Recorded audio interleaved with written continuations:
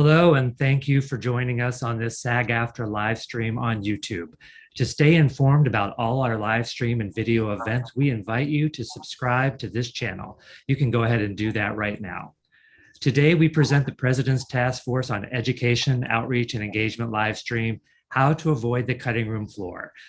We'll be pausing throughout as we'll have a pair of interpreters, Destiny Bradford and Nicole Pancino, with us today to translate into American Sign Language. Destiny and Nicole will be switching off periodically throughout today's discussion. This presentation will begin momentarily. If you have questions that you would like to direct to today's guest, please email us at pteoe@sagaftra.org. That's pteoe@sagaftra.org. As a reminder, today's program is being recorded and you can watch the replay right here on SAG-AFTRA's YouTube channel, along with much more great content. Now, please give a warm welcome to today's host, SAG-AFTRA Executive Vice President, Rebecca Damon. Thank you very much, Damon. Hello, everybody. Welcome. Today, we have a wonderful presentation for you today, and our topic is how to avoid the cutting room floor. It's an exciting topic because something a lot of us go through, ending up on the cutting room floor. We booked the job, we had a great day on set, felt that the performance was solid, and yet the final cut comes out and either our favorite line or maybe even worse, our whole scene is gone. It happens to everybody, and it can in fact be a little jarring. While many times the final cut is out of our hands, having advice from a person who actually makes the cuts can change the way we approach our performance for the better. Today, we are so lucky to have editor and author Jordan Goldman. Jordan has worked for nearly 20 years in Hollywood, editing over 100 episodes of TV drama, including Homeland, The Shield, Terriers, Fargo, Cobra Kai. His work on Homeland earned him an Emmy and an American Cinema Editor's Eddie. He also has authored the book, which is really exciting, How to Avoid the Cutting Room Floor, an editor's advice for on-camera actors, and he speaks frequently to actors groups. He's a member of ACE, MPEG, the DGA, and the Television Academy. Thankfully, Jordan gave up his acting after his last high school musical. But thank you, Jordan, so much for being here. We're going to cut right to it, to your great presentation. Thank you. Hi, everybody. Thanks for coming. I'm really, really excited to be here. I love the work that actors do. And one of the big reasons that I wrote the book is because I felt that actors maybe didn't have all of the information that they needed, that the people in the editing room thought they had. And so my goal was to get some of this information out to you guys so that you could do the things that are within your control to make it so that the footage that came in was better, and then we could keep you on camera. The fact is, editors don't like to cut people out of shows and movies. We love to keep people in, and we love actors, and we love to highlight their performances and their great work. So we're on your side. So I'm hoping that some of the things that I talk about today will help you to manage to stay on the cutting room floor, stay off the cutting room floor, excuse me. The first thing I wanted to talk about is what an editor does. When there's an episode, all the things that I'm going to talk about today mostly are about TV dramas. That's the world that I come from, but a lot of this is applicable to all of the various types of television and to feature films as well. On episodic television, there's a meeting that takes place before each episode is filmed, which is called a tone meeting. And in the tone meeting, the showrunner sits down with the writer of the episode, the editor, the director of the episode, and we go through the whole script for the episode, and the showrunner and the writer talk about what their intentions are for all of the scenes and what they hope for some of the performances and what the goals are. And that way everybody gets sort of on the same page. Then the crew goes out and they start filming the episode. A lot of people think that the editors don't start working until the director is back in the room with me and they're saying, cut here, cut there, cut here, cut there. But the fact is, in order to make everything hit the deadlines, I need to start working the morning after they start filming. So they shoot day one, and then day two, I start editing that footage while they're still filming. So I'm sitting in the room watching all of the footage by myself. I have some notes that have come from set about what the director may or may not want from these performances, but I've also got the notes from the tone meeting, and the tone meeting notes are really helpful because they tell me, you know, we don't want this scene to be super emotional because we want the super emotional scene to be the one later, or vice versa, things like that. So I look at these notes And then I watch the footage and I think about what are the performances that I like and how do I think that the story could be best told visually? Do I want to start the scene with a big wide shot so we see the room that everybody is in? Or do I want to start the scene on a close-up of an object that somebody is holding? And then later we reveal the large room if that has some better impact. So those are the sort of choices and things that I'm thinking about while I'm looking at the footage. And I'm also very intensely watching the performances and thinking about what the actors are doing. And when I notice that things change from take to take, I think to myself, why does that change? What does it mean? What's the impact of that on the story? Why did the director ask the actors to do that? Or why did the actor decide to do that? I'm trying to get into everybody's heads and figure out what's happening. I put all of the scenes together on my own. I assemble all of the scenes into one long episode and I send that to the director, and that's called the director's cut. And only the director sees that version. The director comes in and they get 4 days to work with the episode and to do whatever changes they want. They can change the performances, they can change the visual structure of the scene, they can do whatever they choose because they film this episode and they want to get this to match their vision as closely as possible. That cut is sent on to the showrunner and the producers. And then they start giving their notes. And usually we have a week or two of notes with the producers going back and forth to try to get the show where we want it to be. And at that point, we start thinking about things like, is the show too long? Is there enough time for where the commercials are? Is it too long for the amount of airtime that we have? We start doing things like removing lines that we don't really need, or removing scenes we don't really need, or moving the scenes around. We also shift some of the performances. The showrunner may say, instead of a bullying performance, I'd like a seductive performance. Do we have that? Can we try it? Can you put that in? Those sorts of things. Then we get the show pretty much where we want it. And then we send it off to the studio, which is the company that financed the show. They send a round of notes. We do those notes. Then we send it off to the network, which is the company that's going to air it, like Netflix or HBO or Fox or NBC or whomever. And they send notes.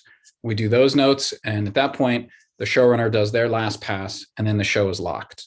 And that's pretty much the process. So as you can see, there's the directors in there initially, then the producers are there. Then we get people weighing in from outside the studio and the network. They're a little bit outside of the process.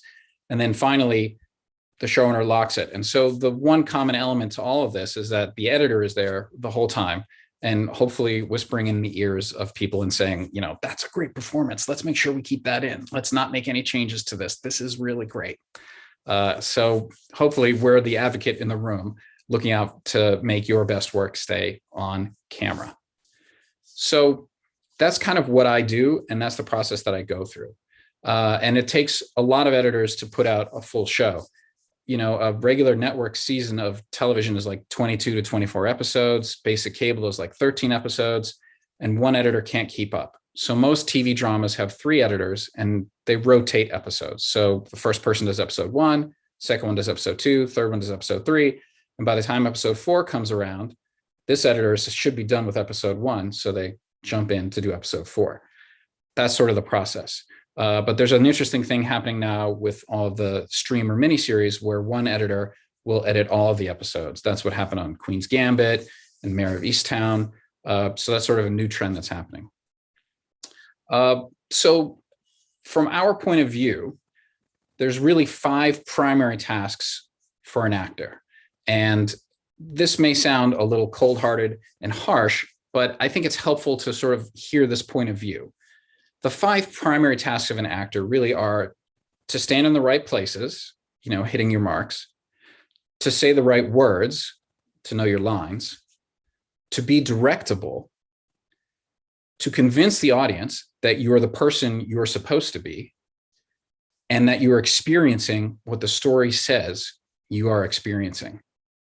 If you can do these 5 things, that's fantastic. And that's what you were hired for. And that's what we want. We want someone to convince us that you are this character in the show or the movie, and that these things are happening to you and you're responding as that person. And it's the very first time any of these things have happened, and that what you're doing is believable. And then from a technical point of view, you got to be standing where the camera's focused for you, and you got to say the words that the writer has written for you, because they worked very hard to come up with those particular lines. So if you're doing all 5 of those things, that's fantastic. If you're doing more than that, like having a really interesting point of view about your character or an interesting point of view in the scene, or bring all sorts of interesting stuff to the performance, that stuff is fantastic. That's gravy. But you need to be able to do those other 5 things. That's really important. So let's talk about what you can control about being on the cutting room floor and what you can't control. As was alluded to at the beginning of the presentation, everybody has watched something that they were in and been very disappointed when they got cut out.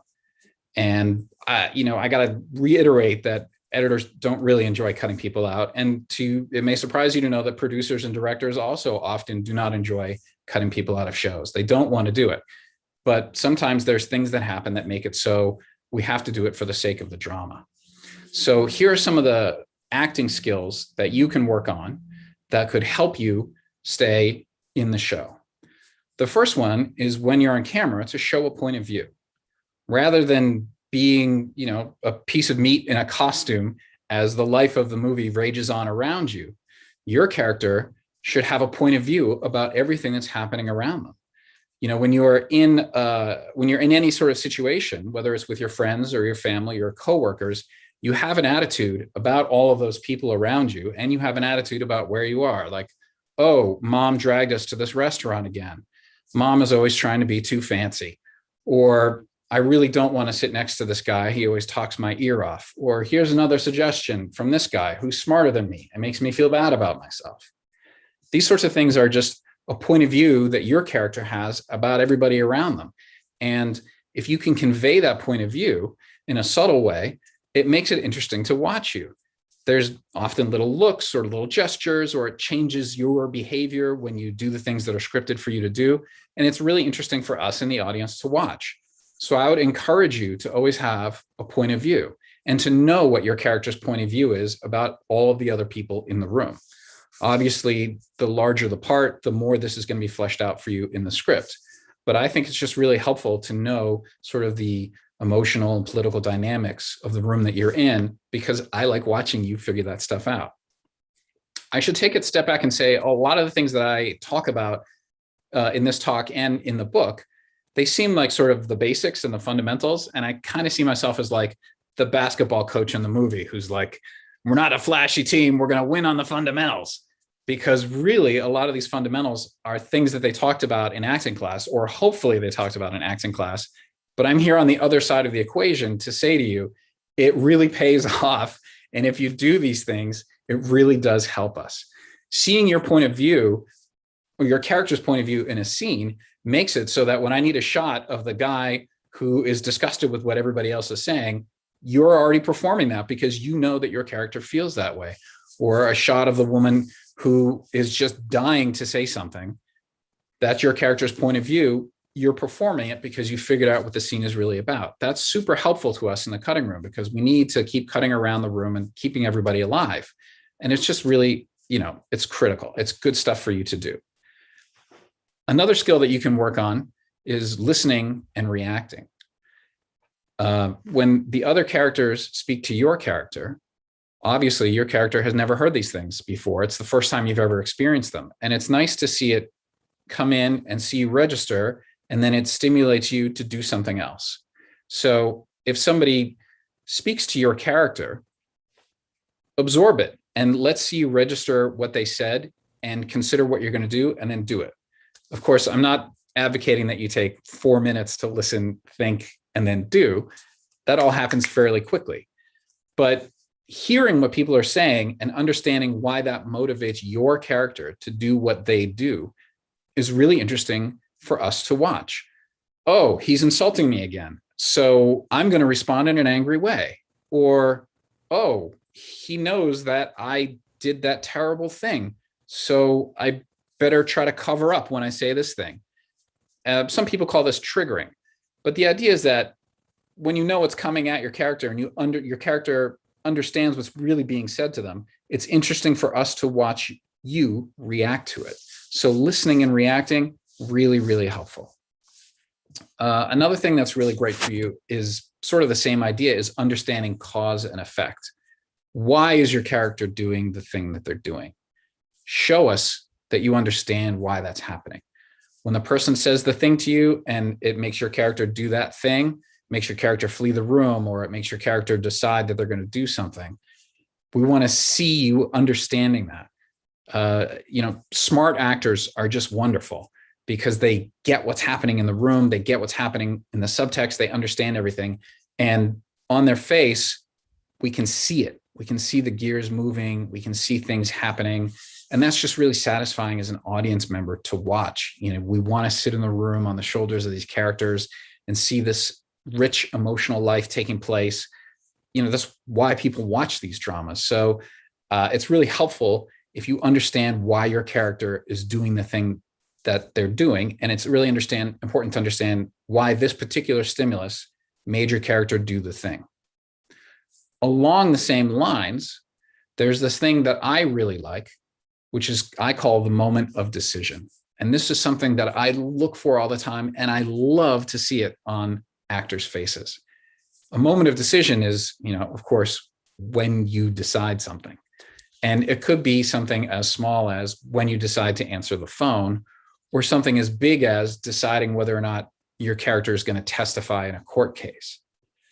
But if I don't see the moment where you make that decision, then it just seems like your character races through the moment and the decision is preordained.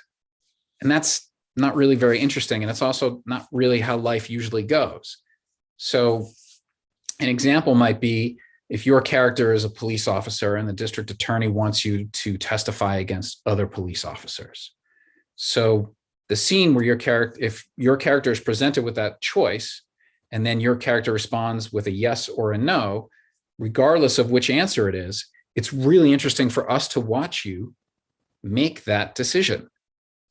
The moment of decision I find to be super juicy, super interesting. I'm always looking for it. So please, please give it to me and give it to the audience, because we all love it. In Sophie's Choice, the choice gets made in like 2 seconds. So this doesn't have to be this enormously drawn out, prolonged thing. None of these ideas that I'm giving you have to be enormously long, prolonged, drawn out things. But if we just see these moments and these beats falling into place, then it makes sense. The whole thing, the whole life of a scene, the architecture of a scene, it's sort of like you're building a structure. And because this person does a thing, this person does the thing, and then this person does the thing, and then it goes over here, and then it goes over here. But all these little pieces have to be in place. And when we see you registering the beats and responding to them, then it makes a lot of sense to us as a viewer. I find that when I'm watching footage, I'm constantly asking myself, why? When I read a script, I say, why? Why does the character do this? Why does the character do that? And I don't mean in like an angry, critical way, like, why didn't they just call the police instead of trying to attack the killer themselves?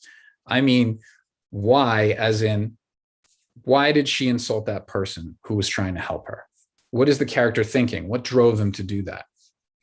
Well, it must be because of this or that. And so then I look to the character, the actor, to see them registering the moment and making the choice. Seeing you make your choices, fantastic. Love it. Always want to put that on camera. All of these moments that I'm talking about are things that I like to see when I'm watching TV, and I like to put them on camera when I'm making TV. So the more you give it to me, the more I can put it in. Another thing that actors, I think, need to hear from us a lot more is that simple performances are often the best performances. I think that actors often like to do very emotional things. I think that's part of the joy and the fun of acting, is getting to be very emotional. But I think if you watch a lot of high-end stuff, you will notice that when characters cry or have large emotional moments, they're usually not these big explosive moments. They're usually quite contained.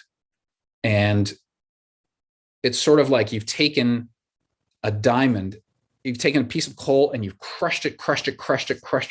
You've taken all of the passion and the energy that's exploding out, and you squish it down into this one little nugget. And that's a simple performance. It's not a lot of moving. It's not a lot of gesturing. It's not a lot of overdoing things. It's not for the folks in the 50th row on the balcony. The camera's right here in your face. It picks up everything. a simple performance is almost always the best one. And if it's a performance where you're crying, we often find that those moments are most interesting when the character is trying not to cry. People are trying to hold back their emotion, they're ashamed by it, or they're ashamed by the intensity, or they don't want to reveal how strongly they feel, or whatever the reason is for them trying to hold it back. It's so much more interesting to watch somebody try not to cry than it is to watch somebody cry. And so I would encourage you, when you're on set, you may be asked to do a big take where it's very big and large and lots of crying. I would also encourage you to try to do a take, or many takes, where you're trying to hold it back, because that's so much more compelling. And it's something that I think everybody who watches the show can identify with. I think we've all had a moment in our lives where something has happened and we've had a real extreme emotional reaction to it, and we don't want other people to see, whether it's that we don't want them to see how much it means to us, or we feel we'll lose our dignity, or we'll give up our power in the relationship if we cry. Whatever the reason may be, it's just so much more interesting to watch that way. So fighting back the tears, I think, is really, really helpful. So those are just some general basic acting skills that you can work on in class or with friends or even at home that can help you a lot. And those are sort of performance-related skills. There's also a lot of technical skills that you can work on.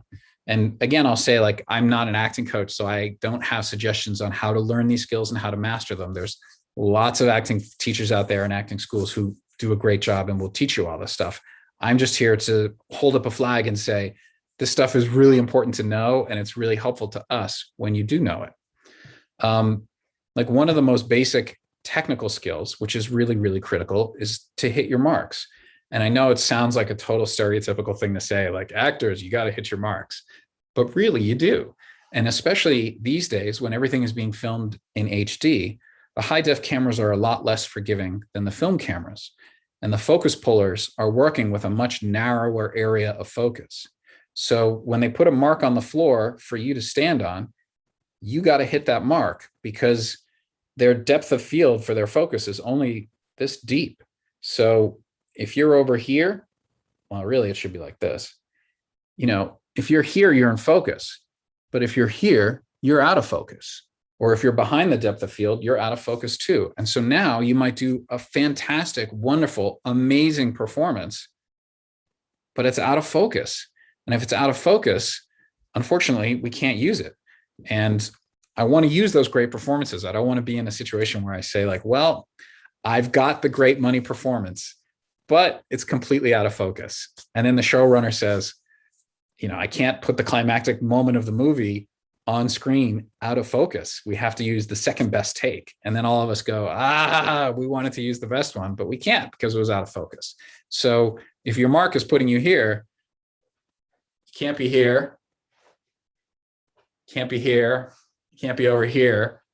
And the other reason that it's important to hit your mark is because if you're standing here in take one and you're standing here in take two, those two takes don't cut together. So that means I have to choose to use one of those two takes. I can't move between them. So if you do something great for one section of the scene in this take, and then you do another section of the scene really great in this take, I can't combine them and use your two best sections.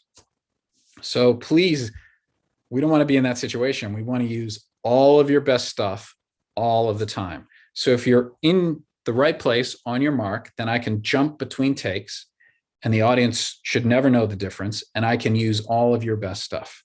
So please give me the tools so I can do that for you, because it helps all of us. So that's hitting your marks. Continuity is another thing that people talk a lot about, and I think is probably something that's really difficult to do. And, you know, as was said in the intro, I stopped acting after the High School Musicals. So I had not realized and acknowledged that my brain was not going to be good for acting. And thankfully, we didn't really have to worry about continuity in High School Musicals. But continuity is actually quite important. There's always debates amongst editors about how strict we should be about continuity. But generally, if you're standing up or you're moving objects or lifting things up, you really need to do it at the same time in the dialogue every time. Once again, if you've got your drink and in one take, it's up here for the whole conversation, and then in the other take, it's over here for the whole conversation, I think you can see those are not going to cut together. I'm going to cut from here to the other character, and then I'm going to cut to you, and the cup's over there, and the audience goes, why is the cup jumping? And then I come back for your other good line, and the cup's over here, and then it's back over there. And like soon the scene becomes like this funny thing about why is the cup jumping all across the room? I don't want anybody to do that. I want the audience to be watching the show and enjoying it and not thinking about where the coffee cups are. So, you want to hold things in the same hands. You want to do your actions at the same time. So if you drink and then say your line, well, in the next take, you should also drink and then say your line. You don't want to change it to saying your line and then drinking, or then on the next take, you say half the line and then you drink and then you say the other half of the line. None of those are going to cut together. And it's not just a problem on your coverage. It's also going to be a problem when the camera's turned around and looking at your scene partner, and we're going to see you like this, and the cup is in the wrong place when we're looking over your shoulder. That's problematic. So like those sort of issues aren't really what we want to be thinking about when we're cutting the scene. When we're cutting the scene, we want to be thinking about what's the best performance, what's the best way to tell the story.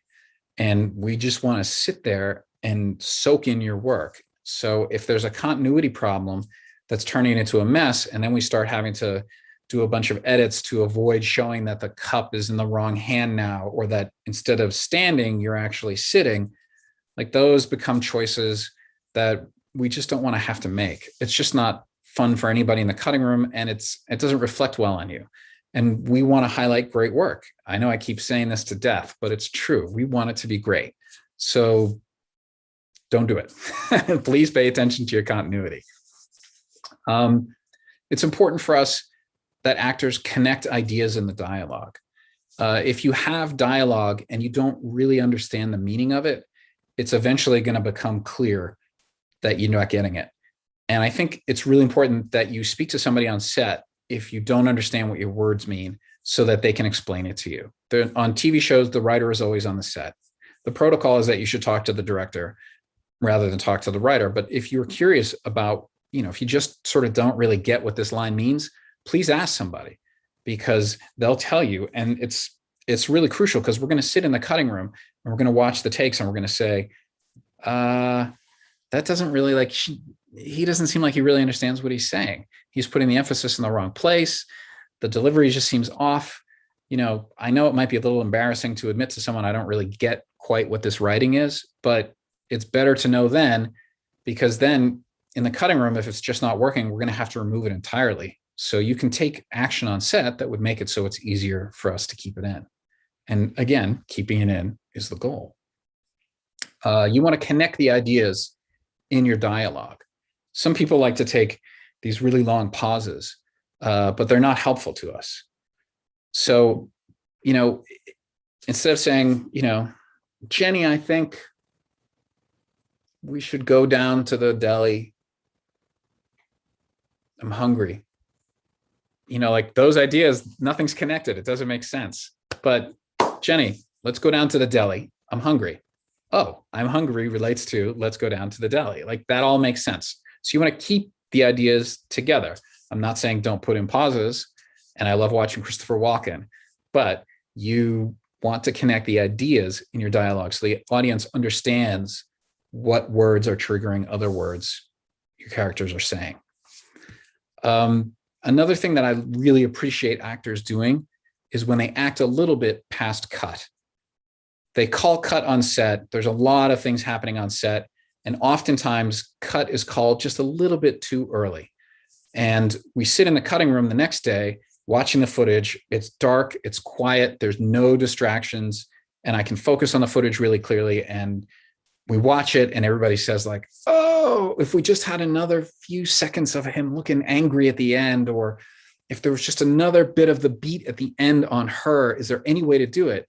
So when they call cut, if you can just keep going a little bit longer, just hold that feeling that you've got, the button that you're doing, just keep it a little bit longer. Most camera folks are smart enough to know that they should just kind of stay a little bit longer. And this just gives us the ability to extend your shot just a little bit more at the end of the scene, which would be really helpful. Again, helps you and helps me. So those are just some of the things that you can control in your performance and in your technical abilities. One also really important one is where you restart when you flub a line. This is actually really critical to me as an editor.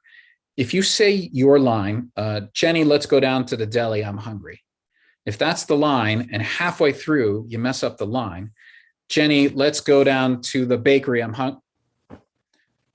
deli, I'm hungry. I can't do anything with that performance. I can't use that because all of the lead up is missing. It went a certain distance and then there was a mistake and then they corrected the mistake and kept going, but I need this part to be intact also. So if you make a mistake, and people make mistakes on set all the time, flubs happen, that's just the way it is. It's a part of the business. Everybody's okay with it. If you flub, please rewind yourself at least to the beginning of the sentence. But for me, I would prefer that you go back to the beginning of the emotional beat so I can see you come up with the idea that led you to say the thing, or I can see you have the emotional response that led you to do what you do. You know, instead of maybe the emotional response was that you jumped out of the chair and then you said the line. Well, I want to see you jump out of the chair and say the whole line. I want to see you register what the other person said. So you can say things to your scene partner like, give me that again, or hang on, I'm going to do that one more time. And when I see that in the dailies, honestly, I love it. I think actors probably are self-conscious and feel like they're making a mistake. I love it because it means I'm going to get that moment again at the beginning. And it means I can stay on you for your whole emotional response and your dialogue, which is really what I want. So please, when you restart, go back to the beginning of the emotional beat. Now we should talk a little bit about what you can't control, which is when you get cut out of the story, when you get cut out of the show because of time or story issues. And this happens a lot. It happens to everybody. I think that if you went to the set and you really legitimately did your best work and you came home feeling like you did a really good job, you didn't make any enemies on set that day, and then when you watch the show, you don't see your material in there, then most likely it's not because you did a poor job. It's most likely because time restrictions or story issues. This means, you know, a show that goes out on a channel that has commercials, the show can only be a certain amount of time. It can only be like 42 minutes because the rest of that time needs to be commercials. So if they come back from set with 60 minutes of show, that means we got to cut out 18 minutes to get it down to time. Hopefully it's not going to be that much time. But in order to get the show down to time, we're going to start removing lines that aren't super critical. If we get into a bind, we might actually start removing scenes or subplots that aren't critical as we realize like we just got to get the show down to time. This was a much larger concern back in the days when lots of things were on network as opposed to on streaming. Now that things are in streaming, there's usually a larger amount of time that the length that the show can be, but still like they're looking for a sweet spot of like 55 to 60 minutes for an hour-long episode. So generally not going to turn in a 75-minute episode. So the way to get the time down is to start cutting out pauses. You cut out people entering scenes, people exiting scenes. You can cut out little bits in the middle of scenes, and eventually you have to, if you're still stuck, you got to cut whole scenes out. So if you're getting cut out for time, which of course you can't possibly know until it actually happens, you got to forgive yourself. It's not your fault. It's not your fault that you were cast as a part that got cut out for time. You did everything you were supposed to do, and you probably did it pretty well. So don't beat yourself up for it. The other big reason that people get cut out of the show usually is just because of story issues. As we watch the episode, we may start to realize, oh, you know, the cops don't need to go to 3 different places to figure out where the murder weapon was. They really only need to go to these 2 places, and we can get rid of the third one, or actually we can get rid of the middle one. They go to place 1 and place 3, and then you know where the weapon is, and they go get it. And we're running a little long on time. And at this point in the story, we just want them to find the murder weapon. We don't want to watch a whole dragged out thing of logic. We just need to get to it. So if there's a scene that's slowing down the momentum of the show, or is moving in a direction that the flow of the story clearly shouldn't be going at that point, then we'll try to do things like maybe move that scene to a different part a different place in the episode. But if that isn't working, then the scene gets removed. You know, a story is sort of like a river, and by the end, it's really rushing along. And if there's too many streams diverting off of the river, it ruins the flow of the river, and the river is the purpose. It's the point. So a lot of times scenes get removed just because the momentum of the story requires it, or because on paper, the scene seemed really good. And then you watch the whole show and you realize you just didn't need it, and it's probably better without it. And so these are sort of screenwriting decisions that happen in the cutting room. A lot of people call the editing room the last opportunity at screenwriting. It's like the last rewrite. And if these things happen to you, I know it's really hard to do, but you got to forgive yourself. You got to look at it and try to be objective and say, you know, it is a better story without that scene. That's hard to do because everybody wants recognition for their work and everybody wants to be seen. And we want you to be seen too. There's been plenty of times where I've had to remove lines or looks or scenes, and I've had a lot of regrets about it because I feel like, well, you know, this actor did a great job. They were totally committed. There was a really good performance. I liked it a lot, but I also understand that at this point in the story, I just want them to find the murder weapon and confront the bad guy instead of watching a scene that's all about, you know, how to prepare your will for your elderly mother or something like that. So it happens a lot. It's just the nature of the business. And I'm sorry if it happens to you. Please accept my apology. There was a lot of other people that were in on the decision too. So those are some things that you can do to control the odds in your favor a little bit more. At the end of it, there's really nothing you can do to control whether or not a scene is cut for story purposes or for time. So like, don't even beat yourself up about it. There's just nothing you can do. And so like, it's when you do an audition and then you come out of the audition feeling like I did the best I can and now I just got to put it to the side. It's kind of the same thing. I just want to say again, how much I love and appreciate actors and everything you guys do. I could never do it in 1,000 years. And I know that it's a rough business and you often don't get the feedback that you deserve and want to hear. We really appreciate everything that you're doing. And we're not mad at you by cutting you out of shows. We're actually trying very hard to keep everything in as best we can. I hope you guys find this helpful. Thanks very much for tuning in. Oh, Jordan, thank you. You can really feel, as you describe all this, your love for performers, your love for the craft, your love of editing, all of that. It really just comes through. I really thank you for that. We got a lot of commentary from folks to that effect, so not just my opinion. One of our questions, and I've got a whole bunch, so I'm going to try to go as fast as I can to get in as many as we can. What happens to the cut scenes? And is there any way, we get this question all the time, to access or view them or use them in my reel? Okay, so I think what you need to hope for is that, you know, it's sort of a difficult question because in the old days, before streaming services, when there was DVD box sets, we used to put all the cut scenes on the DVD box sets. And that was sort of an incentive for people to buy the box sets as you get all these other scenes. And when I was working on The Shield, we would always put them on there. And then Sean Ryan would do commentary on them. And he would often talk about how much he appreciated the work that the actors did in these scenes. And he would explain why the scene had been removed. Nowadays, I think it's a lot harder to find a missing scene. If you're in a feature film, sometimes these scenes find their way into the director's cut versions or the extended versions. A lot of times those cuts are just basically like, you know, we had a couple other really good scenes, let's put them in and resell it. And so that's what happens with those. But I think that I actually really don't know what to tell an actor these days about how to get that scene. I would say that calling the production office or calling the show and asking them for it is probably not a good move. All of us in editorial will get fired if we give that to somebody, or even really if we say to an actor like, hey, your scene got cut out before the actor knows, like, that's just a big no-no for us. There's a big shroud of confidentiality around us. So I wish I had a better way to say something, a better piece of advice. But I think, like, if it's not on the air and they're not putting out a box set of it, I think it might be gone forever. I'm sorry to say. Some shows might put them out on their YouTube channels. Like, I think comedies do that sometimes. They'll put extra scenes out. But generally with dramas, you know, they just want to show their aces. They don't want to show the stuff that they felt wasn't quite working for whatever reason. Gotcha. Thank you. Here's a good question. Can you review again your tips for maintaining continuity? I'm not sure that I have tips for maintaining continuity because I'm not an acting coach. That's a good question to bring up in class with your instructor.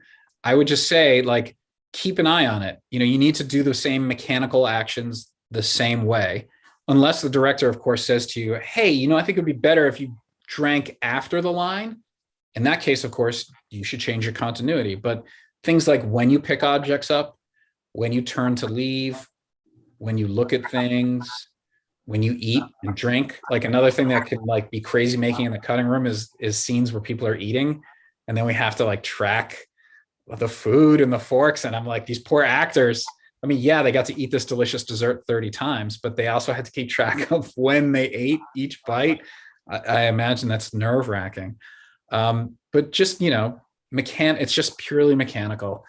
Just, you got to do the same things basically at the same time in the same way so that it matches. So I can go from a wide to a close or to the other character's angle or whatever it is. And you're still holding the folder that you had in your arm, or you're at the place where you're supposed to be. It doesn't help me if you get up and walk away from the desk and then in the wide shot, you're still at the desk. That's a problem. That reduces our choices, and we always want to have choices.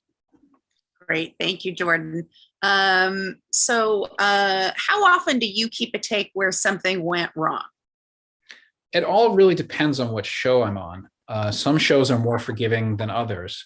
If something went wrong, I'm assuming that you mean if something went wrong technically, like it's slightly out of focus, or maybe it had a little camera bump or something like that. Those sorts of takes, I try to get them in if I can. If it's not too egregious, and to me, the calculus is like the performance is the number one thing. So if the performance is good and there's a little camera bobble, well, maybe we can run a stabilizing filter on it. Or, you know, if they're slightly out of focus, if I don't stay here for too long, maybe no one will notice. Or maybe people will just be so into the story that they don't say to themselves like, oh my gosh, she's totally out of focus. So, you know, but as the process goes, some people will look at it and go like, dude, there's a camera bobble in that. We can't use that. Take it out. And I'll say, but the performance is so good. And sometimes I win and sometimes I lose. Well, it's nice to know that you're in there advocating for all of us, Jordan. Question for you. SAG-AFTRA has a lot of background performers or people who do background work, and they're looking for your best advice from an editing point of view as well. Yeah, so there's a little section on this in the book as well. I mean, I think as a background actor, one of the things that's really important to remember is that you don't want to pull focus from the lead actors.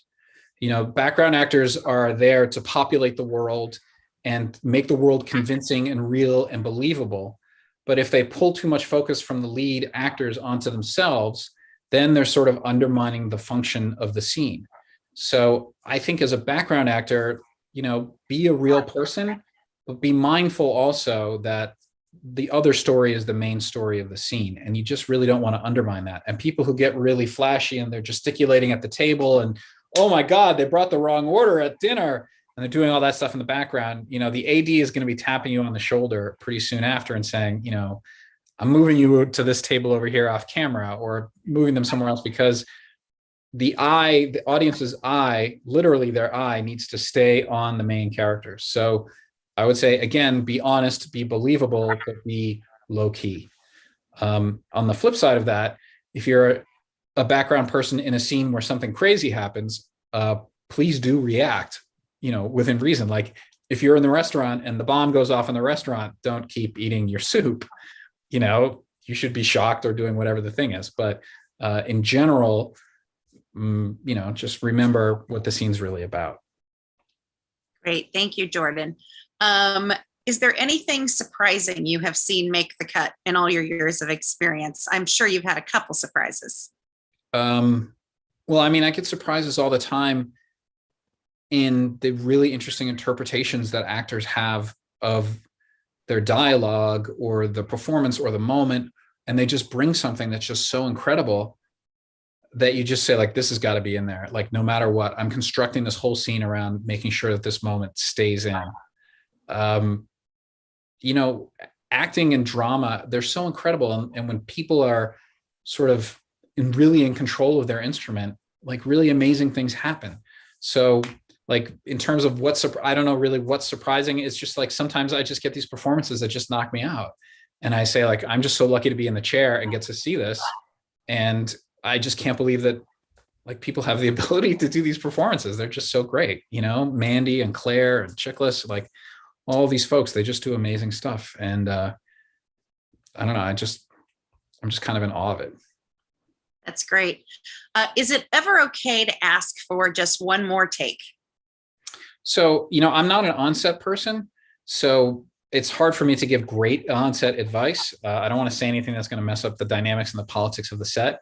I think the answer to that question probably has a lot to do with how high up on the call sheet you are. You know, if number one on the call sheet says, I'd like another take, they're going to get another take probably. But if you're the person who's saying, would you like fries with that? Probably they're not going to give you another take. But, you know, I would say like, see how it is on the day. Like if it's a day where they're in overtime and things are rushing and everybody's looking stressed out and they seem to be happy with what you did, then it may not be a good day to suggest that. But if it's a day where people are in good spirits and they're enjoying your work and you're making a good connection with the director and the other actors, then maybe it is a good day. But again, like I just want to caution, I'm not an on-set guy. I watch the footage after it's been filmed. So, you know, I think maybe Rebecca, someone like you who has a lot more on-set experience could speak better to the politics of that moment. I think you gave very good advice, Jordan. Sort of depends on where you land in the mix. So question here, this is a really interesting one.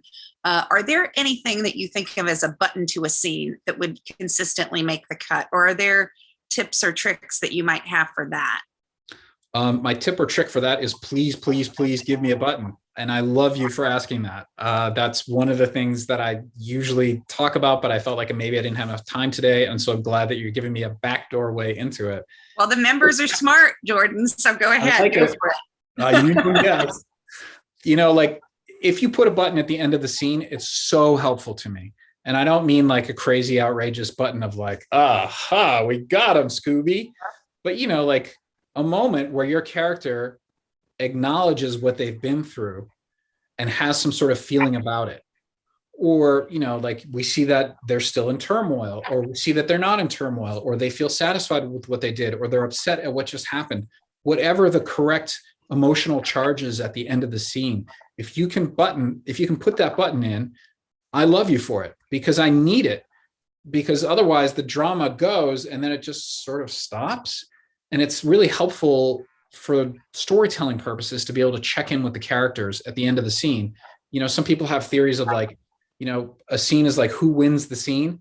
Like two people want something, they're not probably both going to get it. Otherwise you wouldn't have drama.